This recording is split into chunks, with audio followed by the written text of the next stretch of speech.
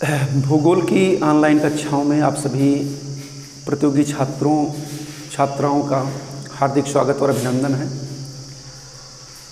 आज आपको Indian ocean currents के बारे में पढ़ना है, हिंद महासागर की धाराओं के बारे में। इसके पहले हमने महासागरीय धाराओं पर विस्तृत व्याख्यान दिए हैं। सबसे पहले ये बताया था कि महासागरीय धाराओं की उत्पत्ति के क्या कारण हैं, और फिर उसके बाद में आंध्र महासागर की धाराएं और प्रशांत महासागर की धाराओं में विस्तृत चर्चा हुई थी। आज एक छोटा सा पार्ट इंडियन ओशन का छूट गया था, उसको मैं आगे बढ़ा रहा हूँ। हिंद महासागर की धाराएं, currents of the Indian ocean. सबसे पहले हमने इसको दो भागों में बांटा है। विषुवत रेखा के उत्तर का जो क्षेत्र है, ये है 0 डिग्री की रेखा, जिसको विषुवत रेखा, भूमध्य रेखा या इक्वेटर कहते हैं। इसके उत्तरी हिंद महासागर और दक्षिण में दक्षिणी हिंद महासागर। ये है आपका अफ्रीका, ये है भारत, ये है ऑस्ट्रेलिया, और ये पूर्वी द्वीप समूह, जावा, सुमात्रा, बोर्नियो, फिलीपींस, ये सब है। ये आपका है रेड सी, ये है अदन की खाड़ी, ये है बंगाल की खाड़ी, और सॉरी ये है अरब सागर, ये है बंगाल की खाड़ी। तो इस प्रकार से अफ्रीका, ऑस्ट्रेलिया और भारतीय उपमहाद्वीप से ये हिंद महासागर घिरा हुआ है, जिसकी धाराओं में निश्चित क्रम नहीं पाया जाता है, विशेषकर उत्तरी हिंद महासागर की धाराओं में। जैसे आपने आंध्र महासागर और प्रशांत महासागर के धाराओं के बारे में पढ़ा था कि उत्तरी गोलार्ध में क्लॉकवाइज और दक्षिणी गोलार्ध में एंटी क्लॉकवाइज चलती हैं, उस तरीके से इसके उत्तरी हिंद महासागर की धाराओं में परिवर्तन हो जाता है। और उस परिवर्तन का मुख्य कारण है तापीय भिन्नता, क्योंकि ग्रीष्म काल में भारतीय उपमहाद्वीप पर लो प्रेशर की स्थिति हो जाती है और दक्षिण हिंद महासागर पर हाई प्रेशर की स्थिति हो जाती है। परिणाम स्वरूप उच्च वायुदाब से निम्न वायुदाब की ओर हवाएं चलने लगती हैं, और उत्तरी हिंद महासागर की धाराओं का क्रम भी उन्हीं हवाओं के अनुरूप हो जाता है। इसी प्रकार से विंटर मानसून में, शीतकालीन मानसून में, हवाओं की दिशा स्थलीय भाग से सागरीय भाग की ओर हो जाती है, और उत्तरी हिंद महासागर की धाराओं में एक पुनः परिवर्तन फिर देखने को मिलता है। तो इस प्रकार से यदि देखा जाए तो अटलांटिक ओशियन और पैसिफिक ओशियन के अपेक्षा जो है हिंद महासागर की धाराओं में भिन्नता पाई जाती है, और इस भिन्नता का मुख्य कारण मानसून का आगमन होता है, शीतकालीन मानसून और ग्रीष्मकालीन monsoon, winter and summer monsoon. चलिए हम एक एक की व्याख्या करते हैं। सबसे पहले आपको थोड़ा सा ये जान लेना है कि हवाओं की दिशा ग्रीष्मकाल और शीतकाल में क्या होती है और उसके अनुरूप धाराएं कैसे चलती हैं। बाकी दक्षिणी हिंद महासागर में धाराओं का क्रम वही रहता है जो आंध्र महासागर और प्रशांत महासागर के धाराओं का क्रम होता है। तो सबसे पहले हम चलते हैं आपको currents of the north Indian ocean. ये जो विषुवत रेखा है, इक्वेटर, इसके ऊपर वाले क्षेत्र का सबसे पहले हम अध्ययन करेंगे कि उसमें धाराएं किस प्रकार से चलती हैं। तो इसमें सबसे पहले है विंटर मानसून ड्रिफ्ट, शीतकालीन मानसून धारा। आप जानते हैं कि नवंबर, दिसंबर, जनवरी, फरवरी, ये 4 महीने ठंडी के होते हैं, और इस समय सूर्य की आभासी स्थिति कर्क रेखा के आसपास होती है। परिणाम स्वरूप यहाँ पर जब सूर्य लंबवत चमकेगा तो यहाँ पर लो प्रेशर की स्थिति हो जाएगी, यानी दक्षिणी हिंद महासागर में लो प्रेशर की स्थिति यहाँ पर हो जाती है। दूसरी तरफ आप जानते हैं भारतीय उपमहाद्वीप में नवंबर, दिसंबर, जनवरी, फरवरी का महीना ठंडी का होता है। यहाँ पर हाई प्रेशर की स्थिति हो जाती है, उच्च वायुदाब की स्थिति हो जाती है, अर्थात हवा जो है ठंडी होकर के बैठती है। इधर होता क्या है, आपको मैंने बताया था हवाओं को जब मैं पढ़ा रहा था क्लास में, तो उसमें मैंने बताया था कि हाई प्रेशर से लो प्रेशर की ओर हवाएं चलने लगती हैं। परिणाम स्वरूप शीतकाल में यहाँ पर ये हवाएं स्थलीय भाग से जलीय भाग की ओर ऐसे चलने लगती है। कहने का मतलब हाई प्रेशर से लो प्रेशर की ओर चलने लगती है। और इन्हीं हवाओं का साथ उत्तरी पूर्वी ट्रेड विंड्स भी देती हैं। इन हवाओं के और धाराओं के चलने में ट्रेड विंड्स, उत्तरी पूर्वी व्यापारिक हवाओं का योगदान रहता है, क्योंकि मैंने बताया था कि उत्तरी पूर्वी व्यापारिक हवाएं इस ट्रॉपिकल जोन में उत्तरी पूर्वी से दक्षिणी पश्चिमी दिशा की ओर चलती रहती है। तो इनका भी कुछ सहायता होता है और कुछ इस मानसूनी हवाओं का भी प्रभाव पड़ता है। अब होता क्या है, देखते हैं धाराओं का पर इनका हवाओं का क्या प्रभाव पड़ता है। यहाँ पर धाराएं इस उत्तरी हिंद महासागर में इन्हीं तट की दिशा का अनुसरण करते हुए आगे की तरफ ऐसे बढ़ती है।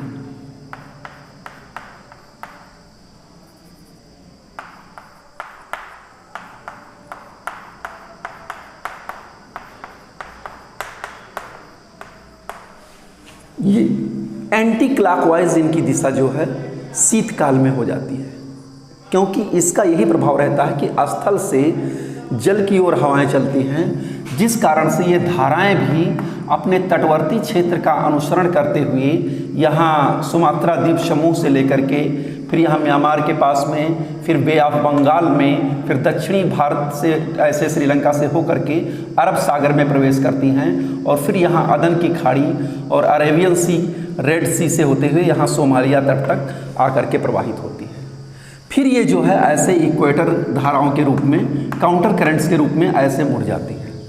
तो इस प्रकार से उत्तरी हिंद महासागर की धाराओं का क्रम ये एक बन जाता है। लेकिन ये वास्तव में अस्थायी नहीं होता है, ये शीतकाल में केवल ऐसी दशाएं रहती हैं। यहाँ पर सोमालिया तट पर भी एक धारा हो जाती है जो लगभग 200 मीटर गहरी और 250 किलोमीटर चौड़ी ये धारा होती है सोमालिया के तट पर। इसी की कुछ शाखाएं यहाँ पर अदन की खाड़ी में और रेड सागर में भी चली जाती हैं। तो इस प्रकार से हम देखते हैं कि उत्तरी हिंद महासागर में विंटर मानसून में अघड़ीवत क्रम का विस्तार हो जाता है। अब इसके बाद में हम चलते हैं ग्रीष्मकालीन मानसून। ये आपका हो गया विंटर मानसून ड्रिफ्ट और इक्वेटोरियल काउंटर करंट्स, यानी इस समय इस इक्वेटोरियल काउंटर करंट का भी विकास हो जाता है। लेकिन ये धाराएं लगभग विषुवत रेखा के आसपास थोड़ा सा दक्षिण में ही इनका मुख्य रूप से विस्तार पाया जाता है और यहाँ पर सुमात्रा, जावा, बोर्नियो से टकरा करके फिर ये उत्तर की तरफ हो जाती हैं। मैंने बताया था जब प्रशांत महासागर को पढ़ा रहे थे कि उत्तरी विषुवत रेखीय धारा और दक्षिणी विषुवत रेखीय धारा प्रशांत महासागर की इस जावा, सुमात्रा, बोर्नियो, फिलीपींस इन पूर्वी द्वीप समूहों के अंदर आ जाती है और कुछ धाराएं यहाँ पर आकर के सेचलिस से यहाँ पर इसकी सहायता में भी योगदान देती हैं, क्योंकि यहाँ पर उत्तरी पूर्वी व्यापारिक हवाएं इन धाराओं को प्रशांत महासागर से इन द्वीपों के तटों के सहारे ऐसे ऐसे ला करके इस धारा के विकास में योगदान मुख्य रूप से ये भी देने का काम करती हैं। यानी ये तमाम प्रवाह जो है इधर से भी आ जाता है इन व्यापारिक हवाओं के कारण, खासकर नॉर्थ ईस्ट ट्रेड विंड्स के कारण। अब चलते हैं हम ग्रीष्मकालीन मानसून।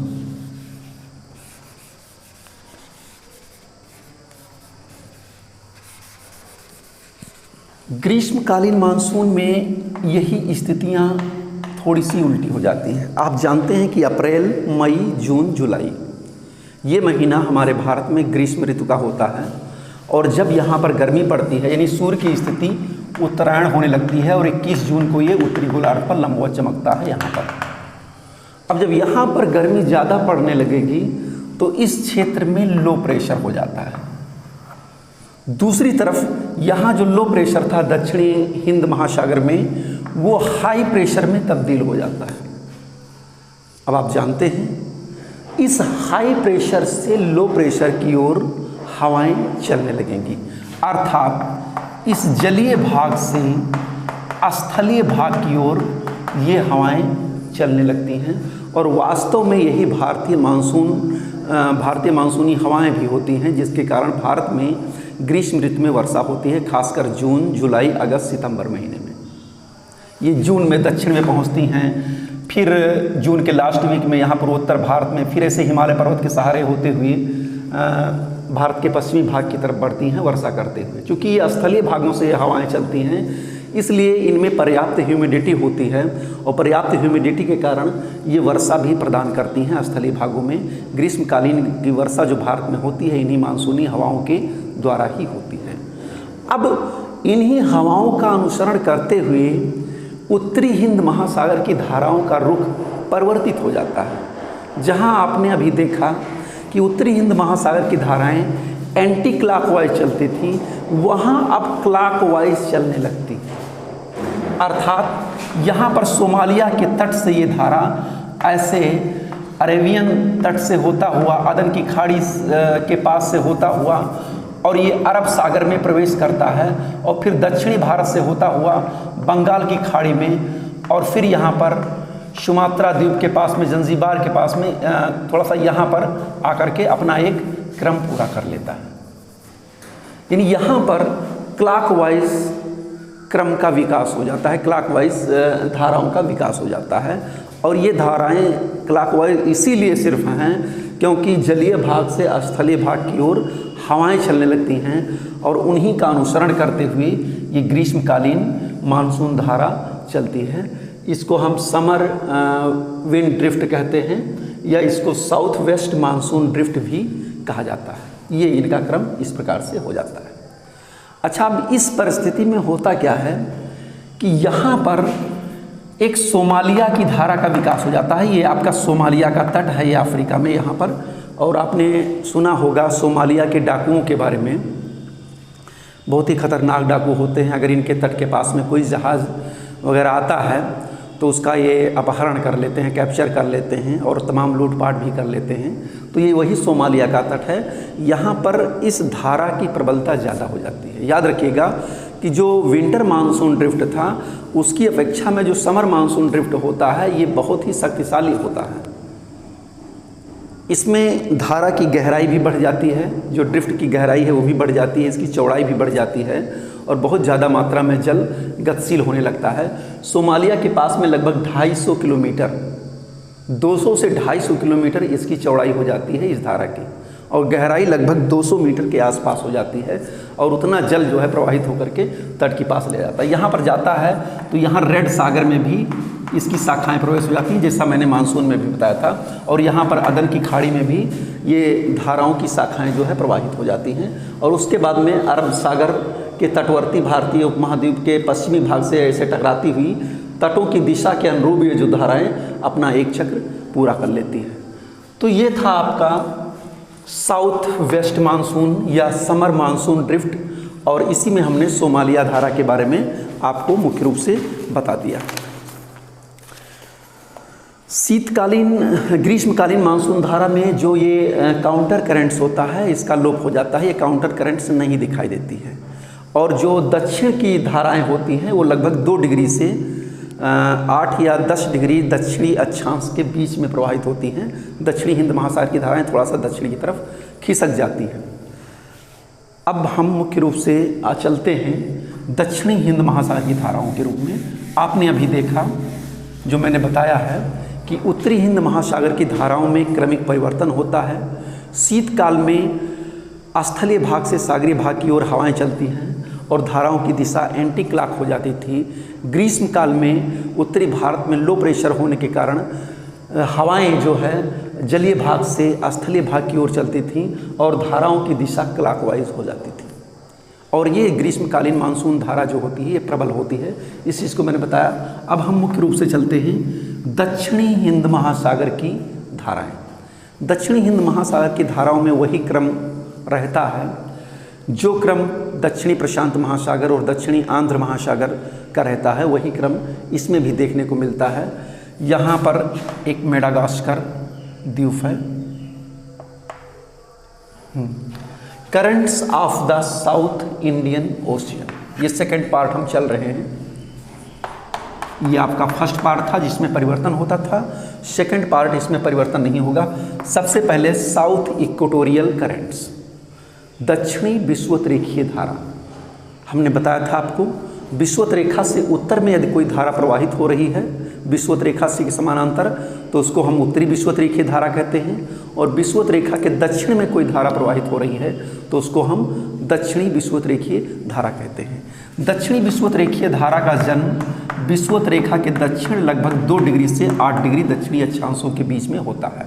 यहाँ पर कुछ पैसिफिक ओशियन का जल भी इसका सहयोग प्रदान करता है। और यहाँ पर दक्षिणी पूर्वी व्यापारिक हवाएं, साउथ ईस्ट ट्रेड विंड्स, ये भी इन हवाओं के धाराओं के विकास में अपना योगदान देती हैं। और ये धाराएं यहाँ पर पूर्वी द्वीप समूह से लेकर के यहाँ पर अफ्रीका तट तक मुख्य रूप से आती हैं। सुमात्रा से लेकर के जंजीबार तक इसका विस्तार दक्षिणी विषुवत रेखीय धारा तक होता है। और ये धारा प्रबल धारा के रूप में लगभग 10 डिग्री, जब सूर्य की दक्षिणायन आभासी स्थिति होती है या उत्तरायण आभासी स्थिति होती है, तो इन धाराओं में उत्तर और दक्षिण की तरफ खिसकाव की प्रवृत्ति भी देखी गई है। खासकर 8-10 डिग्री दक्षिणी अक्षांश तक 2 डिग्री से इनका विस्तार मुख्य रूप से रहता है। यहाँ पर ये धारा, ये हो गया आपका नंबर 1 साउथ इक्वेटोरियल करंट्स। अब ये अफ्रीका के पूर्वी तट पर यहाँ पर टकराती हैं मेडागास्कर के उत्तरी भाग पर। ये मेडागास्कर द्वीप है। मेडागास्कर द्वीप आप जानते हैं, छिपकलियाँ बहुत ज़्यादा इस क्षेत्र में पाई जाती हैं। तो यहाँ पर ये टकराती है धारा, तो एक इसका द्विशाखन हो जाता है, यानी 2 शाखाओं में विभक्त हो जाती है मेडागास्कर के उत्तरी भाग से टकराने के कारण। एक शाखा मेडागास्कर के पूर्वी भाग पर ऐसे आती है और एक शाखा मेडागास्कर और अफ्रीका के बीच में ये जो भाग है जल का, इसको हम मोजाम्बिक चैनल के नाम से जानते हैं। तो एक शाखा इस मोजाम्बिक चैनल से होती हुई दक्षिण की तरफ ऐसे निकलती है। एक शाखा मेडागास्कर के पूर्व में, एक शाखा मेडागास्कर और अफ्रीका के बीच में, दोनों ये चलती है। जो मेडागास्कर के पूर्व में चलती है उसको हम मेडागास्कर की धारा के नाम से जानते हैं। और जो शाखा मेडागास्कर और अफ्रीका के बीच में उत्तर से दक्षिण की तरफ चलती है उसको हम मोजाम्बिक की धारा के नाम से जानते हैं। ये दोनों शाखाएं लगभग 30 डिग्री दक्षिणी अक्षांश के पास में, यहाँ पर अगलोहास अंतरीप है, तो इस अगलोहास के पास में यहाँ पर आपस में मिल जाती हैं 30 डिग्री दक्षिणी अक्षांश के पास में। और फिर यहाँ दोनों का संयुक्त जल दक्षिण की तरफ ऐसे प्रवाहित होता है, जो मुख्य रूप से नंबर 3 अगलोहास की धारा के नाम से जाना जाता है। दिखा जा रहा है, ये अगलोहास की धारा के नाम से जानता है। तो दूसरा था मेडागास्कर मोजाम्बिक करंट्स। मेडागास्कर, जो इस मेडागास्कर द्वीप के पूर्व में चलती है उसको हम मेडागास्कर की धारा, और जो मेडागास्कर और अफ्रीका के बीच में जो चलती है उसको हम मोजाम्बिक की धारा कहते हैं। ये दोनों धाराएं 30 डिग्री दक्षिणी अक्षांश के पास में मिलती हैं और फिर ये इनको अगलोहास करंट्स के नाम से जाना जाता है। आप जानते हैं कि 40 से 45 डिग्री अक्षांशों के बीच में पछुआ हवाओं की स्थिति रहती है, जिसको मैंने हवाओं को पढ़ाते समय बताया था, गरजती 40, भयंकर 50, चीखती 60। इन हवाओं के यहाँ पर देखिए, यहाँ पर ये पछुआ हवाओं की स्थिति होती है। इन पछुआ हवाओं के प्रभाव के कारण अगलोहास की धारा ऐसे पश्चिम से पूर्व की तरफ गतिशील हो जाती है। इसको हम दक्षिणी हिंद महासागरीय प्रवाह या साउथ इंडियन ड्रिफ्ट या साउथ वेस्टर्लीज ड्रिफ्ट के नाम से भी इसको जानते हैं। वेस्ट विंड ड्रिफ्ट, पछुआ पवन प्रवाह मुख्य रूप से इसको कहा जाता है शॉर्टकट में। ये हो गया नंबर 4 आपका दक्षिणी पछुआ पवन प्रवाह, साउथ विंड ड्रिफ्ट। और ये धारा आगे की तरफ ऐसे बढ़ती चली जाती है। इसकी कुछ शाखा ऐसे पैसिफिक ओशियन में चली जाती है, प्रशांत महासागर में चली जाती है। कुछ शाखा इसकी ऑस्ट्रेलिया के दक्षिणी भाग से टकरा करके उत्तर की तरफ चली जाती है और पुनः ये विषुवत रेखीय धारा में जो है मिल जाती है। क्योंकि ये शाखा ऑस्ट्रेलिया के पश्चिम में है, इसको वेस्ट ऑस्ट्रेलियन करंट्स के नाम से जाना जाता है। ये हो गया नंबर 5 आपका पश्चिमी ऑस्ट्रेलियन धारा, west wind drift, waste Australian drift, पश्चिमी ऑस्ट्रेलियन की धारा। ये ऑस्ट्रेलिया के पश्चिम में दक्षिणी भाग से टकरा करके ऊपर की तरफ चलती है। चूँकि यहाँ पर आर्कटिक क्षेत्र का ठंडे जल का भी अंटार्कटिक क्षेत्र का, ये अंटार्कटिका महाद्वीप का क्षेत्र है, यहाँ पर ठंडे जल का भी मिश्रण हो जाता है। इसलिए ऑस्ट्रेलिया की जो धारा होती है, ये पश्चिमी ऑस्ट्रेलिया की धारा एक प्रकार की ये ठंडी जल धारा है, ठंडे जल का समावेश करते हुए उत्तर की तरफ जाती है और पुनः ये दक्षिणी विषुवतरेखीय धारा में ये मिल जाती है। तो इस प्रकार से हम देखते हैं कि दक्षिणी हिंद महासागर की धाराओं का क्रम वही है जो साउथ अटलांटिक ओशियन का था, साउथ पैसिफिक ओशियन का था। उसी प्रकार से दक्षिणी हिंद महासागर की धाराओं का क्रम होता है, केवल ये उत्तर में इनकी दिशा में परिवर्तन हो जाता है। तो एक बार हम फिर से देख लेते हैं दक्षिणी हिंद महासागर की धाराओं के बारे में। नंबर 1 सुमात्रा से लेकर के जंजीबार तक, जिसको हम दक्षिणी विषुवतरेखीय धारा कहते हैं। अफ्रीका तट से टकरा करके मेडागास्कर के ऊपरी भाग से टकरा करके 2 शाखाओं में विभक्त हो जाती है। पूर्वी शाखा मेडागास्कर की धारा के नाम से जानी जाती है और जो मेडागास्कर अफ्रीका के बीच में चलती है उसको मोजाम्बिक की धारा के नाम से जानते हैं। 30 से 35 डिग्री अक्षांश के पास में दोनों धाराएं आपस में मिल करके अगलुहास की धारा का निर्माण करती हैं। अगलुहास की धारा बहुत लंबी नहीं है और ये अगलुहास जैसे ही 40-45 डिग्री अक्षांश के पास में पहुंचती है, पछुआ हवाओं के प्रभाव में आकर के इसकी दिशा पूरब की तरफ हो जाती है, जिसको हम वेस्ट विंड ड्रिफ्ट कहते हैं। और ये वहाँ तक जाती है, ऑस्ट्रेलिया के तट तक जाती है। कुछ शाखा इसकी पश्चिमी क्या कहते हैं दक्षिणी आंध्र महासागर में प्रवेश कर जाती है और कुछ शाखा ऑस्ट्रेलिया के तट से टकरा करके फिर दक्षिणी विषुवतरेखीय धारा में मिल जाती है। तो इसको हम पश्चिमी ऑस्ट्रेलियन की धारा कहते हैं। इस प्रकार हम देखते हैं कि एक गायर यहाँ पर बन जाता है, जिसको गायर या गायरल कहते हैं, यानी हवाओं की एक चक्र गति इसमें भी बन जाती है।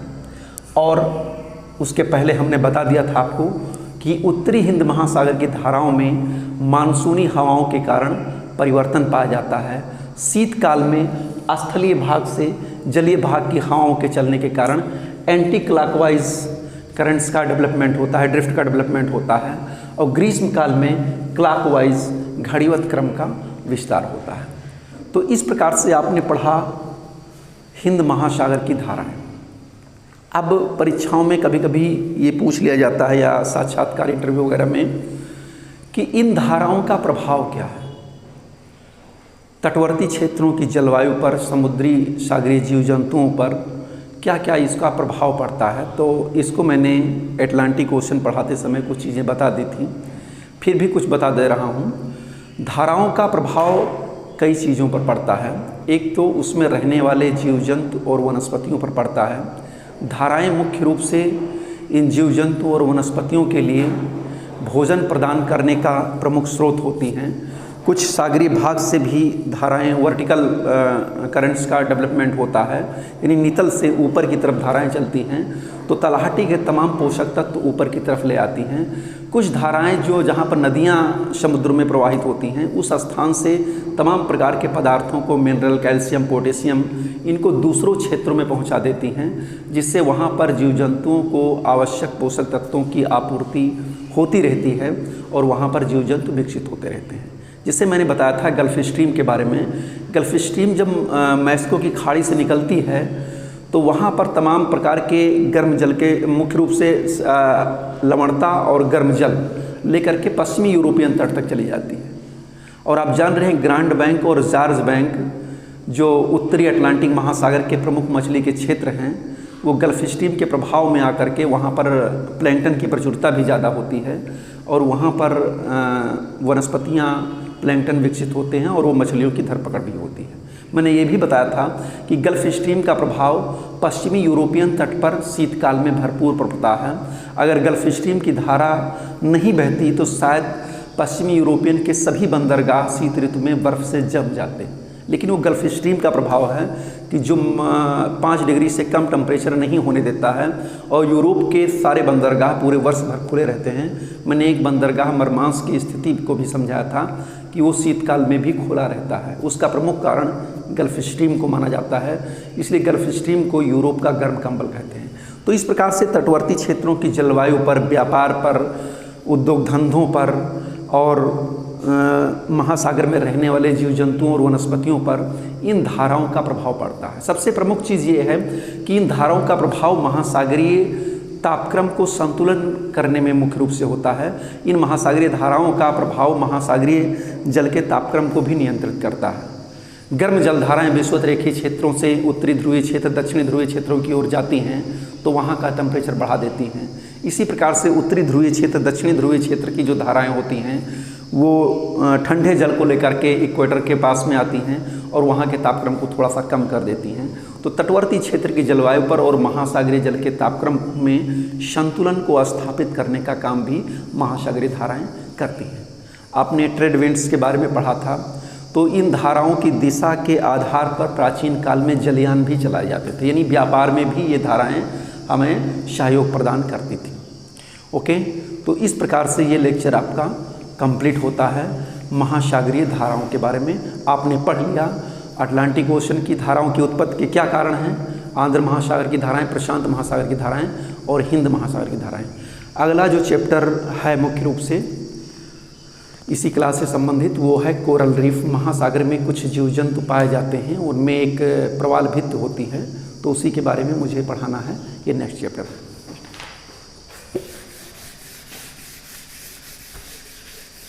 स्टार्ट कर दिया। अगला अध्याय आपका ये है महासागरीय धाराओं के बाद में प्रवाल एवं प्रवाल भित्तियाँ।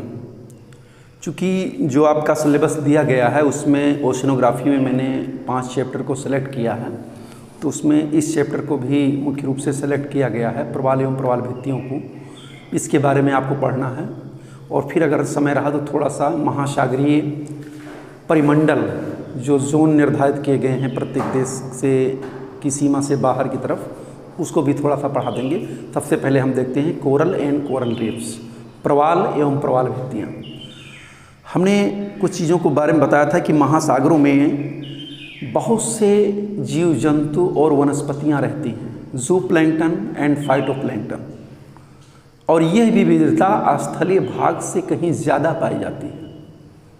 आप जानते हैं कि सबसे ज़्यादा विविधता वाला जो क्षेत्र होता है वो ट्रॉपिकल जोन होता है, खासकर इक्वेटोरियल रीजन, जहाँ पर प्राणियों में और वनस्पतियों में बहुत ज़्यादा विविधता पाई जाती है। लेकिन उससे भी कहीं ज़्यादा विविधता महासागरीय जीव जंतुओं और वहाँ के पादप फाइटोप्लैंक्टन और जू प्लैंक्टन में भी पाई जाती है। महासागरों में जीवन बहुत ही विचित्र प्रकार का होता है, बहुत ही विविध प्रकार के शैवाल पाए जाते हैं, विविध प्रकार की मछलियाँ पाई जाती हैं। 40,000 से अधिक प्रजातियाँ मछलियों की हैं।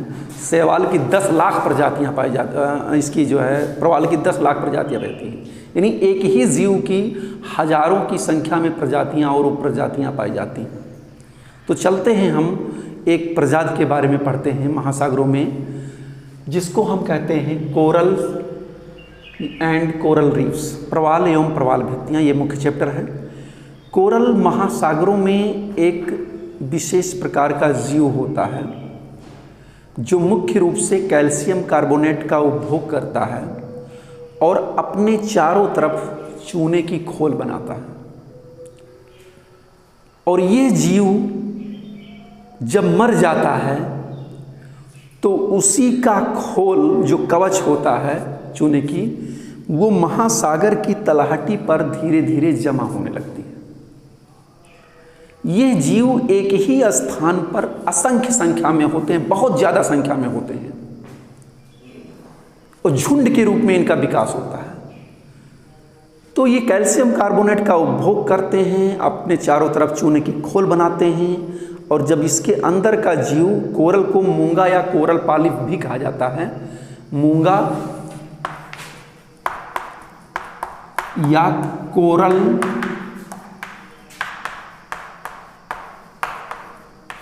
पॉलिप, तो ये वही जीव है, मूंगा या कोरल पॉलिप एक ही चीज़ है। तो कहने का तात्पर्य है कि एक स्थान पर बहुत ज़्यादा संख्या में इन जीवों का विकास होता है, और जब ये जीव मर जाते हैं या अपनी कवच को छोड़ देते हैं तो वही जो खोल होता है, इनका अस्थिपंजर होता है, वो महासागर की तलहटी में निरंतर बैठता रहता है। एक लंबे समय अंतराल के बाद में वो एक चबूतरे टाइप का बन जाता है, एक भित्ति प्रकार का बन जाता है, जिसको हम कोरल रीफ कहते हैं। वास्तव में कोरल रीफ चूना युक्त चट्टान का ही एक जमाव पाया जाता है। महासागरों में मुख्य रूप से इन सागरीय जीव जंतुओं वनस्पतियों के जो अवशेषों का डिपोजिशन होता है उसको हम ओशियन डिपोजिट कहते हैं। तो इसमें कुछ वनस्पतियों और पेड़ पौधों का भी डिपोजिशन होता है, और एक होता है जैविक निक्षेप, बायोटिक डिपोजिट। तो बायोटिक डिपोजिट दो प्रकार का होता है, थोड़ा सा उसको समझ लीजिए तो कोरल रीफ आपको समझ में आ जाएगा। एक होता है मुख्य रूप से नेरेटिक, जब सागरीय जीवों और पादप प्लैंकटन का निक्षेप जो है समुद्र के कॉन्टिनेंटल शेल्फ पर होता है। मैं आपको बता दूं, कॉन्टिनेंटल शेल्फ महाद्वीपीय मग्न तट पर यहाँ पर होता है, तो उसको हम नेरेटिक डिपॉजिट कहते हैं, नेरेटिक जमाव कहते हैं। और एक जमाव और होता है जो महासागरीय मैदानों पर होता है, यानी गहरे सागरीय भागों में होता है, उसको हम पैलेजिक डिपॉजिट कहते हैं, गहरे सागरीय जमाव कहते हैं। तो उसमें दो प्रकार के जीव होते हैं, एक होता है सिलिका प्रधान जीव और एक होता है चूना प्रधान जीव। चूना प्रधान जीव में दो प्रकार का होता है, एक होता है टेरोपॉड और एक होता है ग्लोबिजेरिना। और जो सिलिका पर आश्रित जीव होते हैं उनको कहते हैं डाइटम और रेडियोलेरियन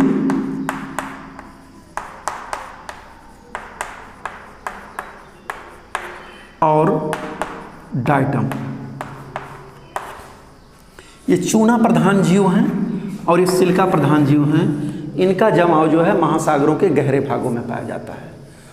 तो मुख्य रूप से इनके बारे में पढ़ना, तो ये भी चूने पर निर्वहन करते हैं। कोरल जो होता है ये भी चूने पर निर्वहन करता है, और मुख्य रूप से अगर इसको हम ओशियन डिपॉजिट को वर्गीकृत करें तो ये एक प्रकार का नेरेटिक डिपॉजिट है, यानी जो तट पर जमाव होते हैं वो उसके अंतर्गत ये आते हैं। वास्तव में जो ये कोरल्स होते हैं, एक चित्र के माध्यम से मैं आपको समझा दे रहा हूँ। ये मान लीजिए मूंगा है या कोरल है, तो इसका जो संबंध होता है एक विशेष प्रकार के एल्गी समुदाय से होता है, और ये इस एल्गी से इनके बाहरी जो भाग होते हैं कोरल के, ये इस एल्गी से जुड़े हुए होते हैं।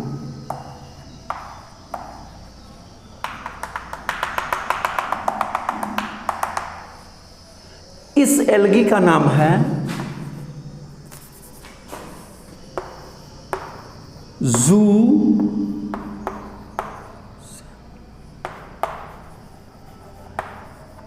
ज़ूज़ेंथेले या जुक्सांथलाई भी इसको कहा जाता है, ज़ूज़ेंथेले। तो ये विशेष प्रकार का इसी एल्गी का नाम है। तो इस कोरल का इस एल्गी से एक सहजीवी संबंध होता है, जिसको हम इंडो-सिम्बायोटिक रिलेशनशिप कहते हैं। यानी ये जो मूंगा होता है, सागरीय जीव कोरल या मूंगा, ये जुक्संथलाई से एक दूसरे से जुड़ा हुआ होता है। लगभग कोरल जो है 60% भोजन इस एल्गी से प्राप्त करता है, और 40% जो भोजन होता है वो अन्य प्रकार के सागरीय जीवों, छोटे छोटों से भी ये प्राप्त होता है, सूक्ष्म जीवों का भी ये भक्षण करते हैं। तो इस प्रकार से इस एल्गी का इस कोरल से एक सहजीवी संबंध होता है, और इसी कारण ये कोरल जीवित रहते हैं महासागरों में।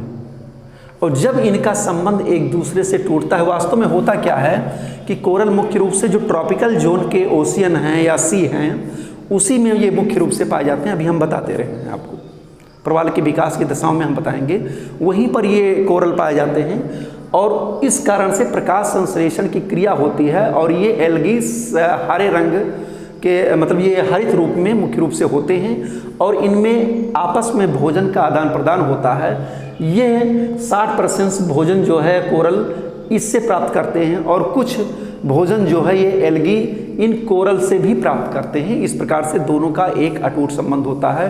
दोनों जो है एल्गी और कोरल एक दूसरे के लिए ही मुख्य रूप से बने होते हैं। जब कभी भी इनका विघटन होता है, सागर में कोई प्रदूषण फैल जाता है या ग्लोबल वार्मिंग की प्रक्रिया होती है, तो ऐसी स्थिति में इनका रंग जो है प्रकाश संश्लेषण की प्रक्रिया ना बाधित हो जाने के कारण इनका रंग श्वेत प्रकार का होता है और इनसे ये हटते जाते हैं, उस समय प्रवाल मर जाते हैं। इसको कोरल ब्लीचिंग कहा जाता है। अभी अगले भाग में आप इसको पढ़ेंगे, कोरल ब्लीचिंग क्या है, प्रवाल विरंजन क्या है। तो ये मुख्य रूप से हम आपको प्रवाल और प्रवाल भित्तियों के बारे में बता रहे थे। प्रवाल एक प्रकार का कीड़ा है, समुद्री जीव है जो कैल्शियम कार्बोनेट का उपभोग करता है। एक स्थान पर ये जो ट्रॉपिकल जोन के सी और ओशियन हैं, वहाँ पर मग्न तटों पर कॉन्टिनेंटल शेल्फ पर इनका विस्तार पाया जाता है। ये जीव जीवित रहते हैं और वहाँ पर जब ये मर जाते हैं तो इनके खोल या कवच उस सागर की तलहटी पर लगातार जमा होते रहते हैं और एक लंबे समय के बाद में एक भित्त बन जाती है जिसको हम कोरल रीफ या प्रवाल भित्त के नाम से जानते हैं। अब आगे की तरफ चलते हैं। तो आपको पता हो गया कोरल और कोरल रीफ क्या है। कोरल मूंगा या कोरल पॉलिप एक जीव होता है और भित्त जो है इन्हीं प्रवाल कीटों के अस्थिपंजरों का जो निक्षेपण होता है, डिपोजिशन होता है, उसी को हम कोरल रीफ कहते हैं। अगला है प्रवाल के विकास की दशाएं।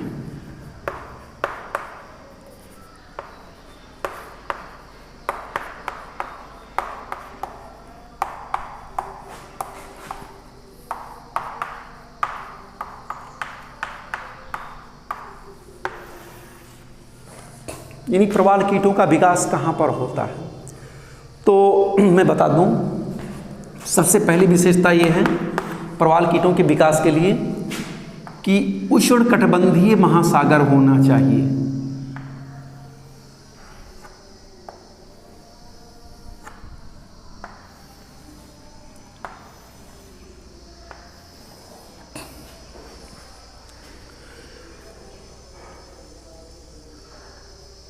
पच्चीस डिग्री उत्तर से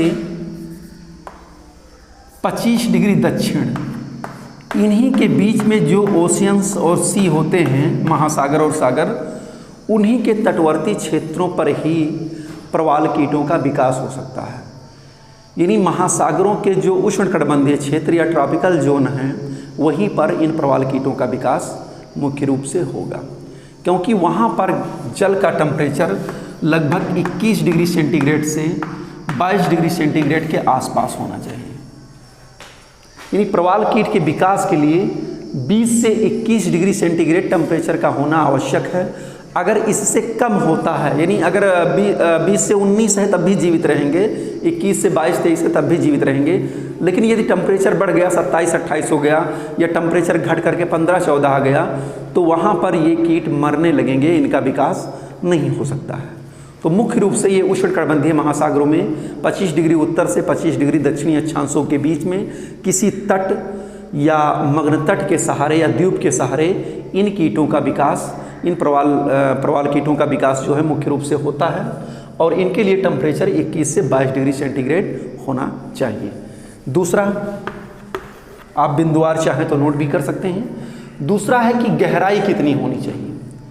इनके लिए गहराई लगभग 200 से 250 फीट,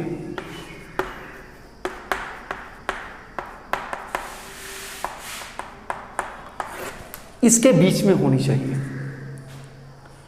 यानी गहराई बहुत ज़्यादा नहीं हो सकती है। आप जानते हैं कि एक फायदम बराबर 6 फीट होता है, तो 200 फीट या 250 फीट के आसपास की गहराई होनी चाहिए। वहीं पर ये जीव अपना घरौंधा बनाते हैं और वहीं पर ये अपना भोजन प्राप्त करते हैं। मैंने बताया था आपको कि महासागरों का जो 200 मीटर की गहराई का क्षेत्र होता है, खासकर ट्रॉपिकल जोन में,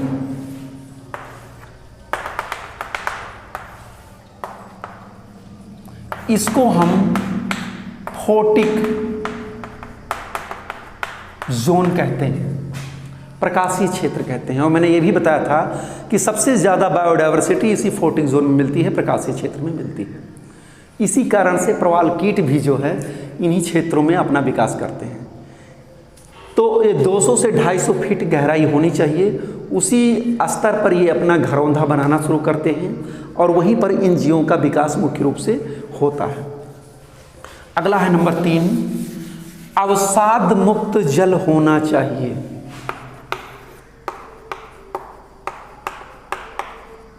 अवसाद मुक्त जल, अवसाद मुक्त का मतलब गंदला जल नहीं होना चाहिए। अगर महासागरीय जल में सेडिमेंट ज़्यादा मिले हुए हैं, पदार्थों का घोलन मिश्रण ज़्यादा है, तो वो पदार्थ इन प्रवाल के मुख में पहुंचते हैं और इनका मुख बंद हो जाता है, जिससे भोजन की आपूर्ति बाधित हो जाती है और वहाँ पर ये कीट मर जाते हैं, इनका विकास संभव नहीं हो पाता है। लेकिन एक चीज़ और भी जान लीजिए, दोनों चीज़ें हैं, अवसाद युक्त जल भी नहीं होना चाहिए और बिल्कुल स्वच्छ जल भी नहीं होना चाहिए। अगर बिल्कुल फ्रेश वाटर है तो वहाँ पर भी प्रवाल कीट नहीं पाया जाएगा, क्योंकि इनको वहाँ पर भोजन की आपूर्ति भी बहुत कम मात्रा में होगी, इसलिए धीरे धीरे ये मरने लगेंगे। एक सामान्य जल की विशेषता होनी चाहिए, न बहुत ज़्यादा गंदला हो न बहुत ज़्यादा फ्रेश वाटर हो, एक सामान्य जल की होनी चाहिए। तो वहीं पर ये जीव जीवित होंगे, क्योंकि ये महासागरीय जल में जो घुले हुए पदार्थ होते हैं और ख़ासकर जो एल्गी होते हैं, जूजनथलाई, उन्हीं के द्वारा ये अपना आहार प्रदान करते हैं। तो बहुत ज़्यादा गंदा जल, बहुत ज़्यादा साफ जल भी इनके लिए हानिकारक है। और अगला है, इसी कारण से जहाँ पर फ्रेश वाटर आता है नदियों के द्वारा, वहाँ पर ये मुख्य रूप से कम पाए जाते हैं। सागरीय तरंगें इनके लिए लाभदायक होती हैं। सागरीय तरंगें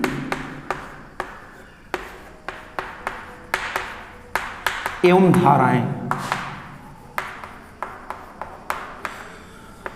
सागरीय तरंगों और धाराओं के माध्यम से भोजन की आपूर्ति, तमाम प्रकार के समुद्री पदार्थों की आपूर्ति तटवर्ती क्षेत्रों पर होती रहती है, इसलिए इन जीवों को पर्याप्त मात्रा में भोजन मिल जाता है। और ये सागरीय जो तरंगें होती हैं और धाराएं होती हैं, वो इनके लिए लाभदायक होती हैं। जहाँ पर इनका प्रादुर्भाव होता है वहाँ पर इन कीटों का विकास मुख्य रूप से होता है। इनके लिए एक अंतःसागरीय चबूतरे की ज़रूरत होती है। अंतःसागरीय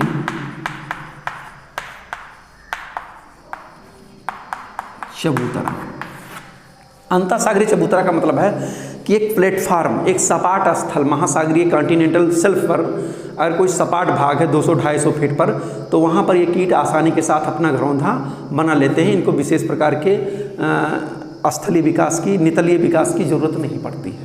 यानी उस चबूतरे प्लेटफार्म पर अगर कहीं मिल रहा है, जैसे मान लीजिए कोई भाग सागर तल से ऊपर उठा हुआ था और उसका सब्सिडेंस हो गया, अब वो जब धंसाव हुआ तो एक सपाट रूप में 200-250 फीट वो गहरा हुआ, तो वहाँ पर इनका विकास बिल्कुल तेज़ी के साथ होता है। जहाँ पर कॉन्टिनेंटल शेल्फ मग्नतः डूबा हुआ होता है और एक चबूतरे के रूप में होता है, वहाँ पर इनका विकास मुख्य रूप से अच्छा होता है।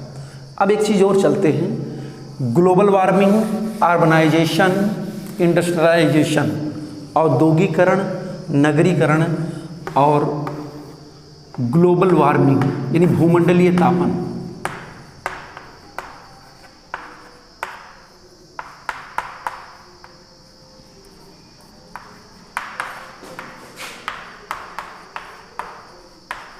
नगरीकरण,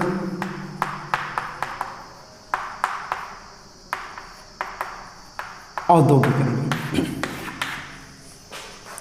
वर्तमान समय में आप जान रहे हैं अर्बन सेक्टर, इंडस्ट्रियल सेक्टर और खासकर जो transport sector, urban sector, industrial sector और ट्रांसपोर्ट सेक्टर, इनसे बहुत बड़ी मात्रा में गैसों का और तमाम प्रकार के प्रदूषक तत्वों का जो है निष्कर्षण होता रहता है। और ये सब तत्व जो है किसी न किसी रूप में हमारे एटमॉस्फेयर को भी प्रभावित करते हैं। और जो महासागरीय परिक्षेत्रों के तटवर्ती क्षेत्र में जो औद्योगिक नगर हैं, उनसे निकलने वाला कचरा भी महासागरों में डाल दिया जाता है, जिस कारण से इन प्रवाल कीटों पर बहुत ही विपरीत प्रभाव पड़ता है। और ये प्रवाल कीट अपना सामंजस्य नहीं बना पाते हैं और उस समुद्री प्रदूषण के कारण, पॉल्यूशन के कारण ये अपना दम तोड़ देते हैं और मर जाते हैं। विगत वर्षों में ऐसी बहुत सी घटनाएं देखी गई हैं। मैंने बताया था कि प्रवाल की लगभग 10 लाख प्रजातियां हैं।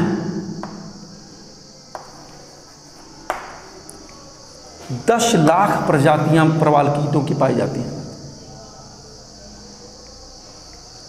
और इन 10 लाख प्रजातियों में अभी तक केवल 10% प्रजातियों का ही अध्ययन हो पाया। तो कहने का तात्पर्य है कि ग्लोबल वार्मिंग की वजह से अगर समुद्र के जल का टेम्परेचर 1 डिग्री या 2 डिग्री सेंटीग्रेड बढ़ जाता है तो ऐसी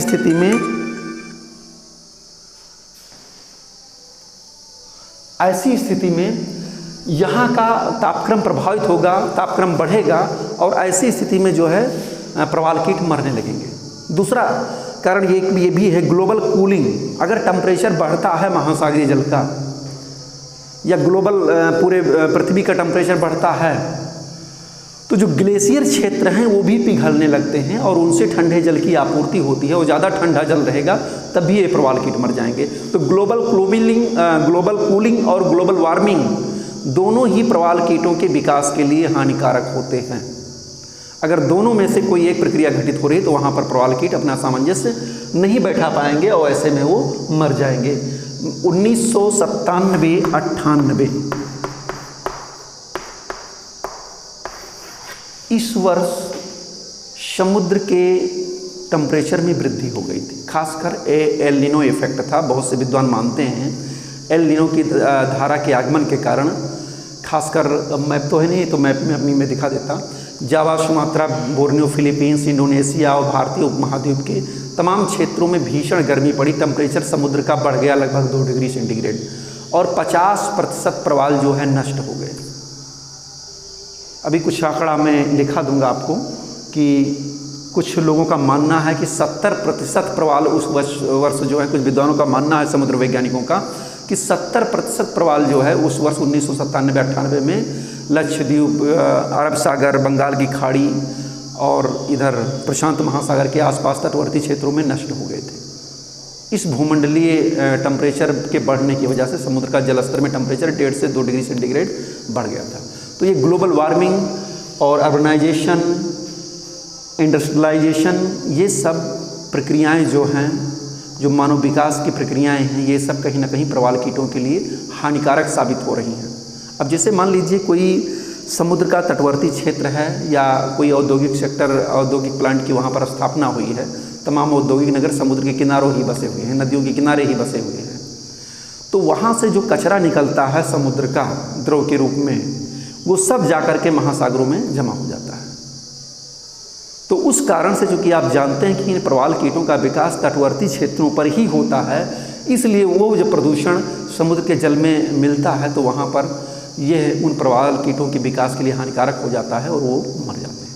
तो ये था प्रवाल कीटों के विकास। आपने पढ़ा प्रवाल कीट क्या है, प्रवाल क्या है और प्रवाल भित्ति क्या है, और उसके बाद में देखा आपने प्रवाल के कीटों के विकास की क्या दशाएँ होती हैं। अब आगे की तरफ चलते हैं, प्रवाल भित्ति के कितने प्रकार होते हैं, संक्षेप में समझते चलते हैं हम।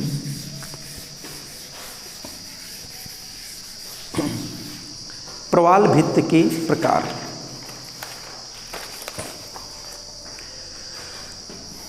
Types of coral reef.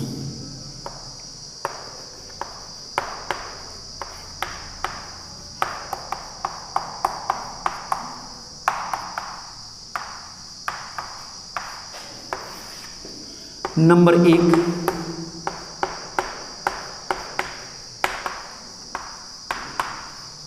तटीय प्रवाल भित्ति, फ्रिंगिंग कोरल रीफ। तटीय प्रवाल भित्ति। देखिए, जब इन प्रवाल कीटों का विकास, आपने पढ़ा था कॉन्टिनेंटल शेल्फ, महाद्वीपीय मग्न तट, यानी जब इन प्रवाल कीटों का विकास सागर के तटवर्ती क्षेत्र से जुड़ करके होता है, यानी यहाँ पर 200-250 फीट में विकास होने लगे और धीरे धीरे ये ऊपर की तरफ होकर के तट से ये जुड़ जाते हैं। तो जब इन प्रवाल कीटों का विकास सागर के तटवर्ती क्षेत्रों से संलग्न करके होता है तो इसको हम तटीय प्रवाल भित्ति या फ्रिंगिंग कोरल रीफ कहते हैं। ये विकास तो होता है 200-250 फीट की गहराई पर, लेकिन ये धीरे धीरे ऊपर की तरफ होता हुआ तट से जुड़ जाता है। इसको हम तटीय प्रवाल भित्ति के रूप में कहते हैं। इसका जो सागर की तरफ जो स्लोप होता है वो खड़ा होता है, स्लोप ज़्यादा होता है, और तट की तरफ जो स्लोप होता है वो बहुत ही कम होता है। इसकी ऊपरी सतह भी जो है आसमान थोड़ा सा उबड़ खाबड़ भी होती है। कभी कभी होता क्या है कि यहाँ पर थोड़ा सा गैप हो जाता है तट के पास में, तो एक लैगून बन जाती है, एक झील बन जाती है जिसमें पानी भरा होता है, जिसको हम बोट या चैनल के नाम से जानते हैं। तो इस प्रकार की भित्तियाँ जो हैं मुख्य रूप से सकाऊ द्वीप, फ्लोरिडा द्वीप, मलेशिया द्वीप, फ्लोरिडा, सकाऊ और मलेशिया द्वीप के आसपास इस प्रकार की तटीय प्रवाल भित्तियाँ पाई जाती हैं जो तट से जुड़ी हुई हैं। अगला चलते हैं, दूसरा है अवरोधक प्रवाल भित्ति।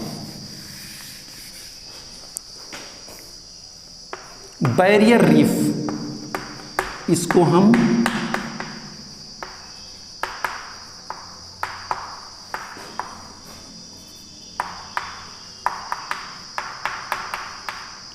अवरोधक प्रवाल भित्ति या इसको बैरियर रीफ के नाम से जाना जाता है। इसका विकास इस तरीके से होता है, जैसे मान लीजिए सागर का नितल है और ये सी लेवल है,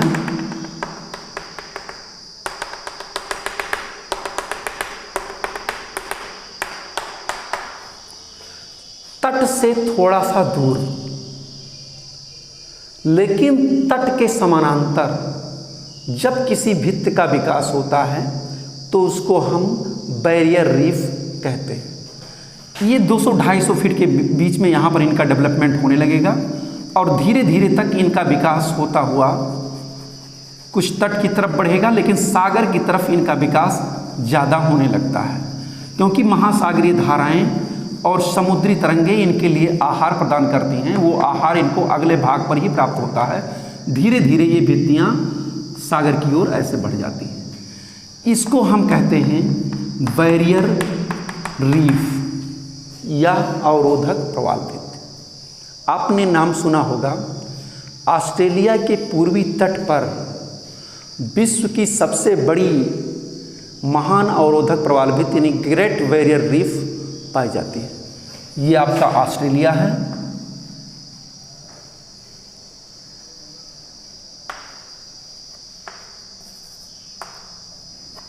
और इसके उत्तरी पूर्वी तट पर यहाँ पर उत्तर से दक्षिण लगभग उत्तर में इसकी चौड़ाई 1920 किलोमीटर 1920 किलोमीटर सोचिए 1920 किलोमीटर लंबी एक प्रवाल भित्ति पाई जाती है। 9 डिग्री से लेकर के और 22 डिग्री दक्षिणी अक्षांश तक इसका जो है विस्तार मुख्य रूप से पाया जाता है। 9 डिग्री दक्षिण से लेकर के 22 डिग्री दक्षिणी अक्षांश तक 1920 किलोमीटर की लंबाई में यह भित्ति पाई जाती है, जिसको हम ग्रेट बैरियर रीफ कहते हैं। विश्व की सबसे बड़ी प्रवाल भित्ति इसी को कहते हैं।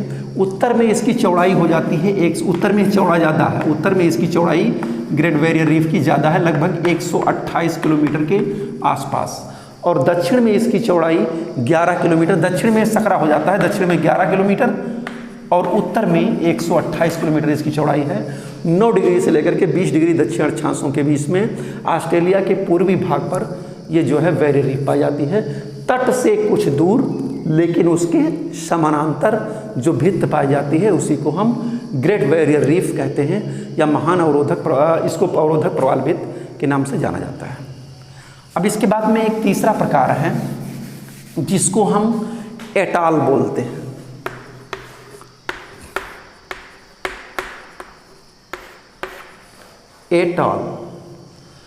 एटाल भी एक प्रकार का प्रवाल भित्ति होता है। इसको हम एटाल या वलयाकार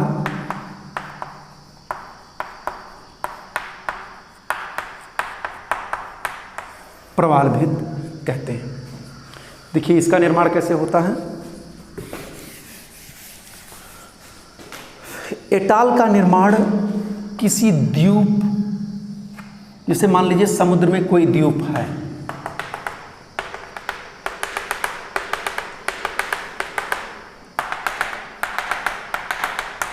दिखाई दे रहा है, मान लीजिए कोई द्वीप है। अब इस द्वीप के किनारे किनारे, जैसे मान लीजिए समुद्र में द्वीप है, इसके किनारे किनारे जब प्रवाल भित्तियों का विकास होता है तो एक वलयाकार या घोड़े के नाल या छल्ले के आकार में भित्ति बन जाती है। उसी को हम एटाल या वलयाकार प्रवाल भित्ति कहते हैं। अब इस द्वीप के तट के सहारे सहारे जो है चारों तरफ से ऐसे ऐसे भित्त बन जाएगी गोलाकार रूप में, जिसको हम एटाल बोलते हैं। यानी घोड़े के नाल के या अंगूठी के आकार में या छल्ले के आकार में जो भित्त बनती है उसी को हम एटाल कहते हैं। अब इसमें कई चीज़ें होती हैं, कई प्रकार से इनका निर्माण होता है। कुछ स्थानों पर पहले वलयाकार भित्त बन जाती है, बाद में बीच में कोई द्वीप या बन जाता है। कभी कभी क्या होता है कि ये चारों तरफ से ये भित्तियाँ बनी और फिर सागर तली में अवतरण हुआ या इंडोजेनेटिक फोर्सेस के कारण वह द्वीप जलमग्न हो जाता है और इस एटाल का विकास सागर तल के ऊपर ऐसे ऐसे ऊपर की तरफ दिखाई देने लगता है। उसी को हम एटाल कहते हैं। जैसे एंटीलीज सागर, लाल सागर, इंडोनेशिया सागर, चीन सागर, इन सब में जो है एटाल बहुत ज़्यादा पाए जाते हैं। खासकर एक एटाल है जिसको हम फुराफूटी एटाल कहते हैं। फुराफूटी एटाल बहुत ही फेमस है, इस पर रिसर्च भी किया गया है। डार्विन महोदय ने इस क्षेत्र पर रिसर्च भी किया है प्रवाल भित्तियों पर, और उन्होंने अवतलन सिद्धांत का प्रतिपादन भी किया था। अभी मैं आपको बता दूंगा कि इन प्रवाल भित्तियों के संदर्भ में कौन कौन से सिद्धांत प्रतिपादित किए गए हैं। तो ये था प्रवाल भित्ति के प्रकार। 3 प्रकार के होते हैं।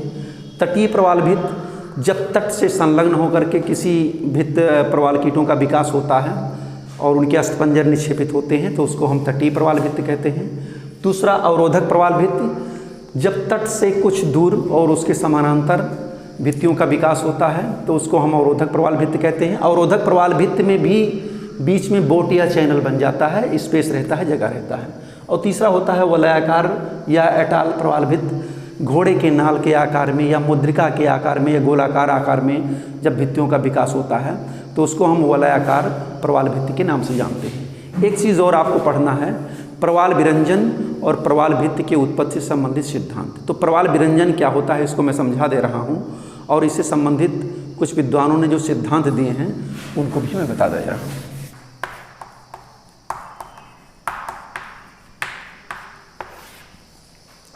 कितना देर हुआ? प्रवाल विरंजन का सामान्य अर्थ होता है प्रवाल का हरे रंग से श्वेत रंग के रूप में हो जाना।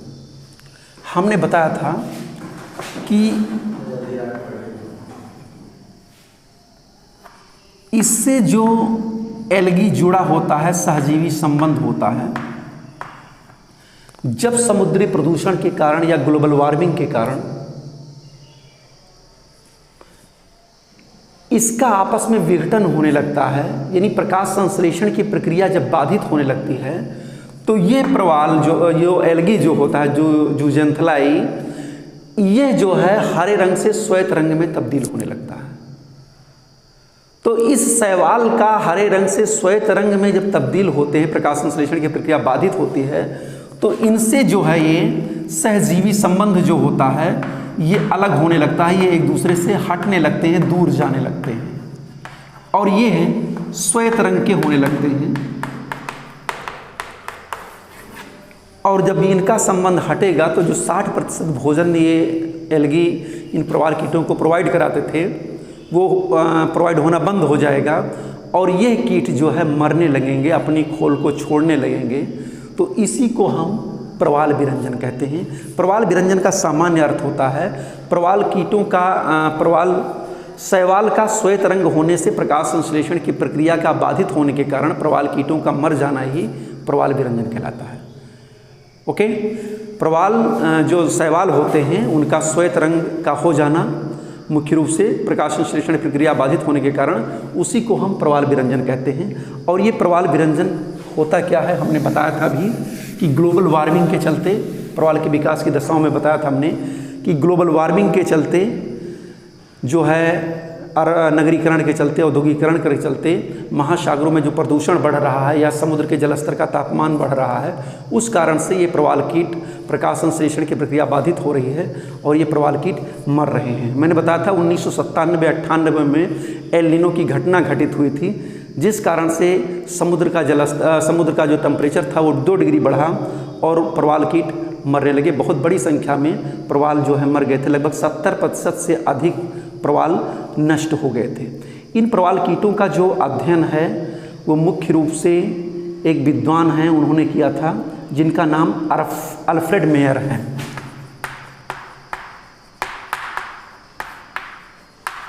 अल्फ्रेड मेयर ने प्रवाल विरंजन की घटना का सबसे पहले पता लगाया था और इस प्रवाल विरंजन की घटना मुख्य रूप से दक्षिणी प्रशांत महासागर में एल नीनो की घटना से भी संबंध है। खासकर 1997-98 में जब एल नीनो का आगमन होता है तो भारतीय उपमहाद्वीप इंडोनेशिया क्षेत्र में बहुत बड़े पैमाने पर सूखे का आगाज़ हो जाता है और सूखे की स्थिति के कारण इंडोनेशिया के जंगलों में आग लग जाती है। उस क्षेत्र का सतह का टेम्परेचर जल का बढ़ जाता है और वहाँ पर प्रवाल विरंजन की घटनाएँ होती हैं। लक्षद्वीप, अंडमान निकोबार द्वीप समूह और तमाम छोटे छोटे द्वीपों के आसपास के प्रवाल कीट लगभग 70% से नष्ट हो गए थे। तो इसी को हम प्रवाल विरंजन की घटना कहते हैं। कुछ चीज़ें हम और बता दे रहे हैं आपको कि इनकी उत्पत्ति से संबंधित कुछ सिद्धांत हैं, प्रवाल भित्तियों की उत्पत्ति से संबंधित उस सिद्धांत को भी आपको जानना है, जैसे डार्विन का अवतरण सिद्धांत, मरे का स्थिर स्थल सिद्धांत, इन सब को भी जानना जरूरी है। खासकर ये मेंस की क्लासेस में इसको पढ़ाया जाएगा। और इस प्रकार से आपका ये आज 2 चैप्टर कंप्लीट हुआ, हिंद महासागर की धाराएं, प्रवाल भित्ति और प्रवाल भित्तियों के प्रकार, उनके विकास की दशाएं और प्रवाल विरंजन की घटना। Okay, thank you.